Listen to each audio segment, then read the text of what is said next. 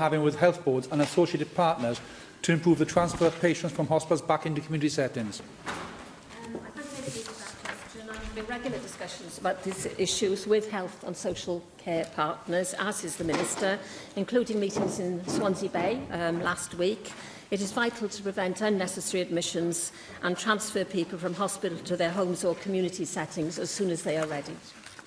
Thank you for that answer, Deputy Minister. Now, as the Minister found out himself last week when he visited the MI unit in Neath Metropolitan Hospital, there were, on that particular day, 125 patients in Morriston awaiting discharge who were physically fit to go back out of hospital, but were sitting there because they weren't able to get out.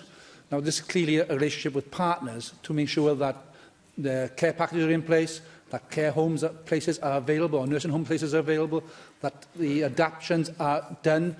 This is causing a problem because we are always highlighting the fact that there are ambulances parked up outside hospitals and the A&E are facing difficulties, but it's the flow through the hospital and its discharges which is actually blocking everything up. What are you actually doing to ensure that those departments, those social services, those partners are actually doing the best they can? I know they're under pressure. I fully appreciate the pressures they're under, but they need to be able to ensure that those patients can get out as soon as possible so that the beds that they are occupying can be released to make sure the flow through hospitals gets better. Well, thank you, David Rees, for making those very important points. We do expect health boards to work together with local authorities and with the third sector to ensure that people do return home from hospital as soon as they are fit to do so, because I think we all know that the damage of people staying in hospital longer, as well as affecting the flow through the hospital. And I know from recent visits, particularly to Swansea Bay, that there is a real commitment to do this. So we are putting efforts and money in. We're supporting improvements through the National Everyday Counts programme and the Discharge to Recovery and Then Assess pathways.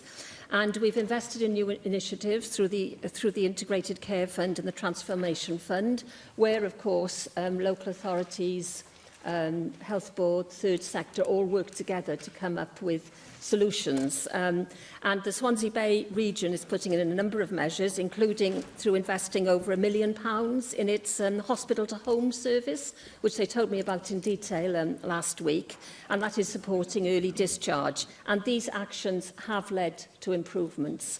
And so certainly in November and December, the delayed transfers of care were reduced.